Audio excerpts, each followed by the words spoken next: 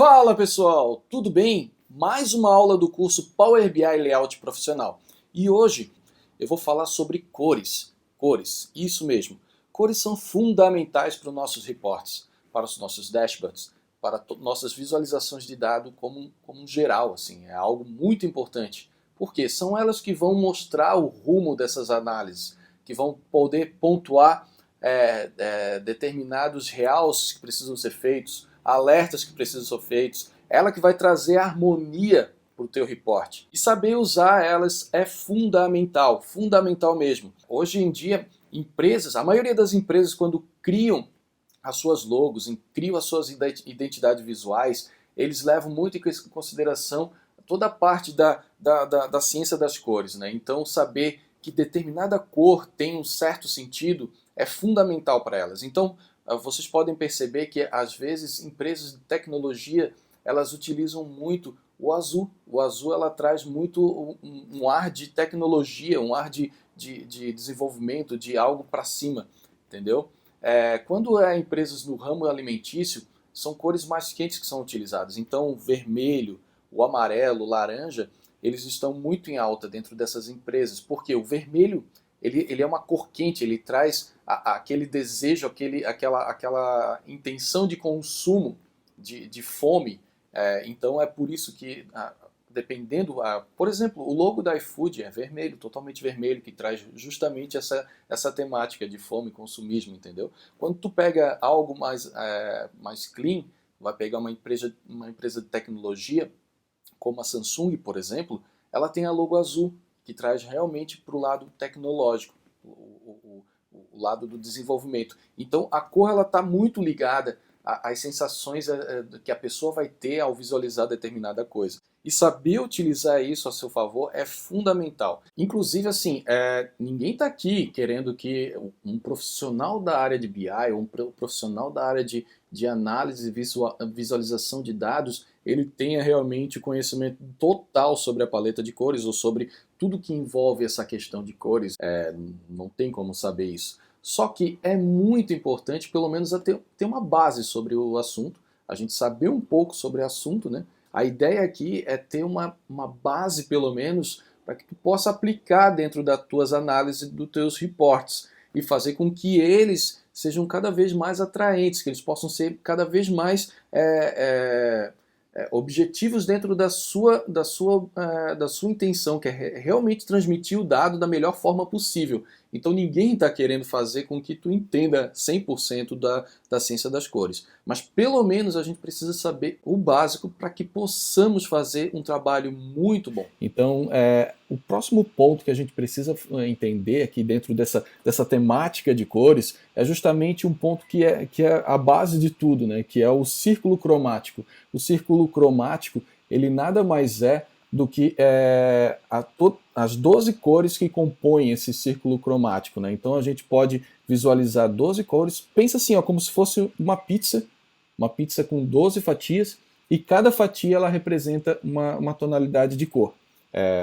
Então é mais ou menos assim, a analogia que eu acabei fazendo, mas fazer o quê? É mais ou menos assim que ele funciona, né? Então dentro desse círculo cromático a gente tem as chamadas cores primárias, né? As cores que realmente dão vida a tudo, que através delas a gente consegue fazer qualquer outro tipo de tonalidade, são o início de tudo, né, de todo esse conjunto de cores, né? Então elas são representadas basicamente pelo amarelo, o vermelho e o azul, é onde tudo começa, né? E aí a partir da junção dessas cores, né, eu consigo obter as cores secundárias.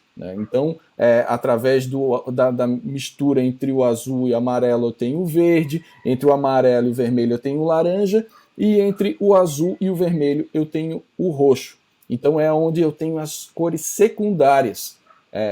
São 3 cores também. Vocês vão perceber que dentro dessa pizza de 12 fatias, nós temos 3 cores primárias, 3 cores secundárias, e agora a gente vem com as 6 cores restantes, que são justamente as terciárias.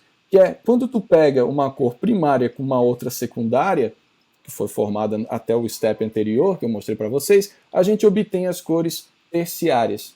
E é assim que funciona.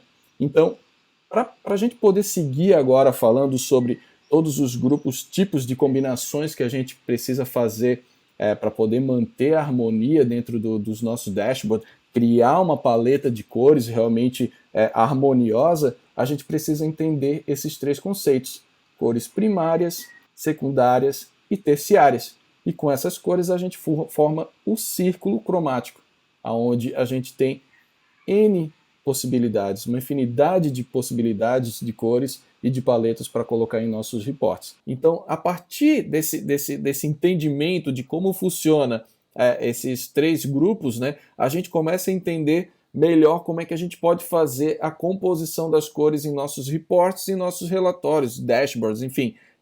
Então, a gente tem algumas formas de fazer a combinação dessas cores, né? Então, a primeira forma que a gente tem como utilizar essas cores de uma forma harmoniosa é utilizando o conceito monocromático, né? Que é pegar uma matriz de uma cor, né? Então, pega uma cor específica e aí tu trabalha em cima da nuance entre essa matriz, né? Então a gente pega uma cor e a gente trabalha normalmente trabalhando com contraste e luz, a gente consegue obter os sobretons dessa cor, né? Então isso é chamar de combinação monocromática, utilizar o mesmo tom e aí a variação desse tom dentro dos nossos reports. A outra forma de a gente poder realmente utilizar ela de uma forma harmoniosa também é a forma análoga, né? É o tipo de combinação análoga. A cor que está ao lado do círculo cromático, do lado direito, e uma do lado esquerdo, e eu componho uma paleta de cores. Então isso é chamado de combinação análoga, onde a gente utiliza as cores que estão mais próximas dessa matriz que você escolheu. Tá?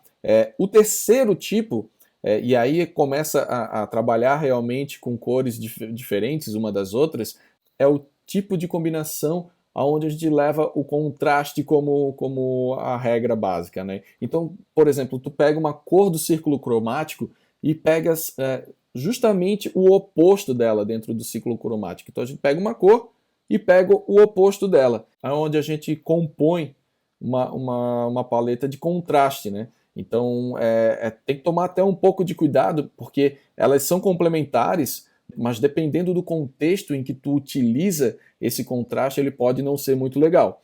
Ele é legal principalmente para compor gráficos ali, a diferenciação entre segmentos, utilizando uma cor específica e a sua oposta.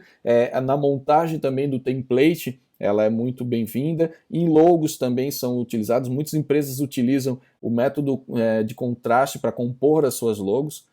Eu acredito que vocês devam imaginar algumas empresas que utilizam dessa técnica, mas dependendo de como tu vai utilizar, isso não fica muito legal. Imagine, por exemplo, se tu pega um fundo totalmente verde e coloca uma descrição ou um dado, alguma coisa, e esse dado ele está com a fonte em vermelho, o contraste entre essas duas cores vai fazer com que ele não fique legal visualmente, onde até mesmo a visualização ela é prejudicada, porque de certa forma são duas cores vibrantes no mesmo local.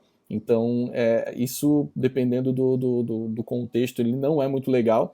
E nesse caso que eu falei para vocês sobre o verde e o vermelho, ele até é chamado como um contraste forte. E depois tem um outro exemplo também, que tu pega um fundo branco e utiliza, por exemplo, toda a fonte em cor amarelo. Tu tem um contraste fraco, porque tu também não consegue visualizar direito o que está escrito ali, porque o branco com o amarelo, embora tenha um contraste ali entre as duas cores, ele fica fraco. Inclusive, falando sobre contraste, pegando rapidamente no Google, a gente olha que contraste é o grau marcante de diferença ou oposição entre coisas da mesma natureza. Então a gente está falando sobre coisas da mesma natureza, que são cores, mas a gente está pegando exatamente o que faz a diferença entre uma e outra, que é o seu oposto. Então esse basicamente é o conceito de contraste. É muito bom utilizar o contraste, só que tem que tomar um certo cuidado. Então fica aí a dica sobre o modo de composição que é chamado de contraste, contrastantes, as cores contrastantes, né? E depois nós temos uma quarta forma de fazer a composição das suas cores, que é chamada tríade, né? Então a gente utiliza 3 cores do nosso círculo cromático. A gente pega, vamos supor, escolhe uma cor do círculo cromático, pulam 3 casas 3 cores desse círculo e pega a seguinte. 3 cores, a seguinte. Vocês vão perceber que, vamos supor, se tu pega uma cor que é a primária, a próxima cor da tríade vai ser justamente uma primária e a outra também, consequentemente. Então, sempre quando a gente trabalha com tríade, a gente está falando, se a gente pega uma cor primária, toda a tríade vai ser composta de cores primárias. Se for secundária, todas as cores vão ser secundárias, e também se for terciárias, enfim, vai ser sempre um padrão. Então é assim que é utilizado também, muito utilizado também esse conceito de tríades. Eles complementam muito bem, dá para fazer uma composição muito legal. E depois até, dependendo de como tu vai, se o apelo do teu report ele é muito visual, talvez esse modelo seja bem aproveitado. Tá? E por último, só passar por cima, mas não é muito utilizado, eu não recomendo muito, que a tríade eu acho que é o limite da onde tu consegue fazer uma combinação de dados satisfatória. Agora, existe também o conceito de tétrades, né, onde tu pega 4 cores, obviamente, dentro de uma sequência, mas essa forma de combinação de cores eu não indico, particularmente eu não indico muito para trabalhos envolvendo visualização de dados. Então assim, pessoal, levando esses conceitos, vocês fazem com que as cores se conversem umas com as outras, né? Então fica tudo mais harmonioso, tudo mais apresentável, tudo chama mais atenção e faz mais sentido. Então se você gostou desse vídeo, curta, não deixa de curtir, curte aqui, assine, ou melhor, se inscreva no canal, ative o sininho para receber as notificações, tá? É muito importante que você faça isso para que esse conteúdo possa ir a mais pessoas e mais pessoas consigam aprender aqui com o que eu acabo disponibilizando aqui, né? E é isso aí, pessoal. Muito obrigado mesmo.